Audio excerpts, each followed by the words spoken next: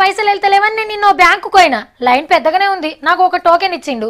ఇక నా వంతు వచ్చే వరకు సారీ సావిత్రి గారు, గల్ల పెట్టే కథమైంది, వీలైతే మీరు 4 గంటలకు రండి, ఎవరన్నా బ్యాంకులో పైసలు దాయమని ఇచ్చిపోతే నేను మీకు ఇస్తా, లేదంటే రేపు పొద్దుగల బ్యాంకు తెరవంగానే రండి అప్పుడు ఇస్తా అన్నాడు.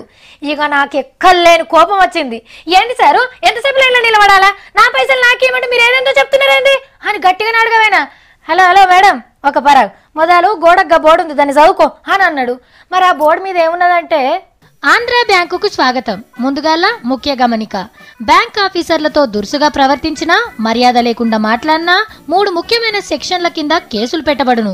దీనికి 3 ఏళ్లు జైలు శిక్ష లేదంటే జుర్మానా కట్టాల్సి ఉంటుంది. లేదా మీ గాచారం మంచిగా లేకుంటే జైలు శిక్ష, జుర్మానా 2 కూడా పడవచ్చు. హెచ్చరిక సమాప్తం. ఇక మీరు మా ఆఫీసర్లను కలవచ్చు. Thank you. ఇగో ఇట్లున్నాయి బ్యాంకులో పెట్టిన కొత్త రూల్ బోర్డులు. ఆంధ్ర బ్యాంకులనే కాదు, అన్ని బ్యాంకులలో గిసొంటి బోర్డులే ఏలకని చెప్తున్నాయి. కానీ మున్పెట్లుండేనో యాదుకుందా, బ్యాంకుకు వచ్చే కస్టమర్లు మాకు దేవుళ్లతోని సమానం, మేం మీకు సేవ చేయడం లేదు, మీకు సేవ చేసుకునే భాగ్యం మీరు మాకు కల్పించినందుకు ధన్యులము. మీ సేవలో తరించడం కంటే మాకేది ఎక్కువ కాదు, సదా మీ సేవలో. ఇగో ఇట్లా గాంధీ తాత సూక్తులు రాసి పెట్టేటోళ్ళు. మరి శాంతి సూత్రాలు పోయి కేసులు, జైలు శిక్షలు దాకా ఎందుకు వచ్చినాయో తెలిసినా? నోట్ల రద్దమ్మా, నోట్ల రద్దు.